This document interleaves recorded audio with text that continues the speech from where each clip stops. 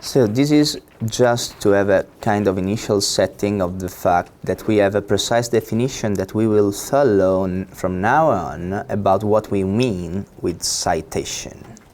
So, having clear that a bibliographic citation is a conceptual directional link from a citing entity to a cited entity that has been made by an author for the purpose of acknowledging or ascribing credit for some contribution made by someone else, we now define what are citation data related to a citation. So, citation data related to a particular citation are composed by two different things.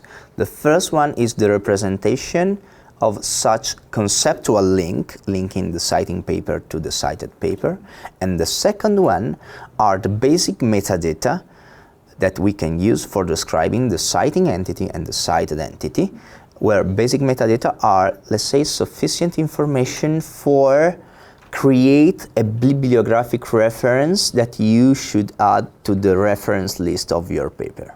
So, having cleared these premises, we say that a bibliographic citation is an open citation when the data, the citation data that we need to define such citation are compliant with the following 5 principles that I will introduce in the next slides.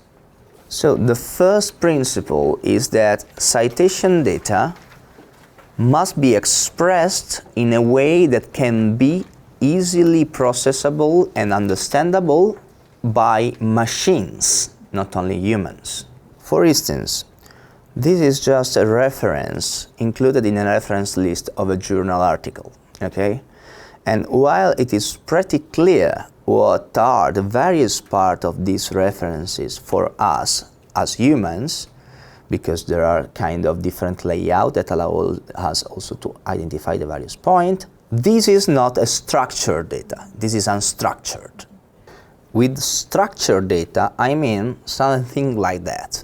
So, using a specific format, in this case JSON, to represent exactly the same information, but in a way that is processable by a machine, where we have clearly identified fields for each of the part of the reference we are talking about. An alternative representation still in structured format, which is the one that we are using, honestly, that I'm using for my job, is the one in RDF. So this is a kind of alternative representation of the previous one, of the same citation, okay, by using RDF, which is a format developed within the semantic web domain, the main format for representing data within the semantic web. The other principle is that citation data must be available without the need to access the specific source article where the citation are defined. So they should live in separate with the article that actually define it. For instance, this is an example where the citation actually are binded within the article itself. When you write an article, usually you put in the reference list a series of references that are the paper that you are citing, and this citation may be available, but still they are just binded to the article itself, and this is something that we don't want when we talk about open citation.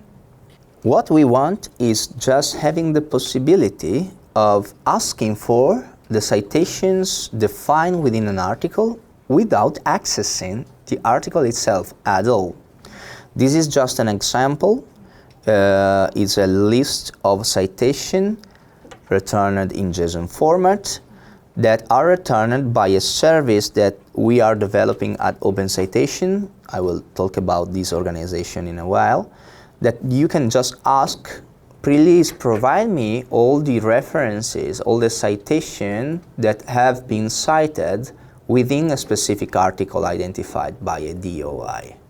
The third principle is that of openness. So the point is that all this data we were talking about must be freely accessible and reusable without any restriction. That means, for instance, that they should belong to the public domain, or Another example that we are suggesting is that they should be published according to the CC0 universal waiver or license that is made by Creative Commons for releasing open data. So just for making an example of what we mean with close, then here there is an extract from an article where there are two explicit citation indexes mentioned that are Web of Science and Scopus. They allow people to access data if you pay a lot of money basically for accessing them, and then when you even pay this fee, you cannot do whatever you want with the citation data you get back, because there are specific licenses that avoid, for instance, to republish this data. What we want is something like that is claimed by different organization and project that works around open citation data, that are saying basically that all the citation data and metadata about bibliographic resources that they made available must be freely accessible and reusable without constraint, because of the specification of specific license, or because the organization just doesn't do any claim of ownership on this data, that are just facts. Finally, the last two principles in just one slide are that the citing and cited entities that are involved in a citation must be clearly identified by using a specific identifier scheme, such as a DOI or a URL.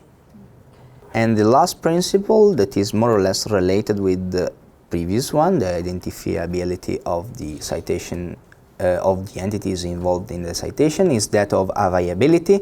That means basically that it must be possible to use a resolver, a service available online, that allow you to specify the identifier of the citing and cited entities, and obtain, as a result of this request, the basic metadata, so the title, the authors, the publication date, and so on, of these entities, that should be also structured, separate, and open as well.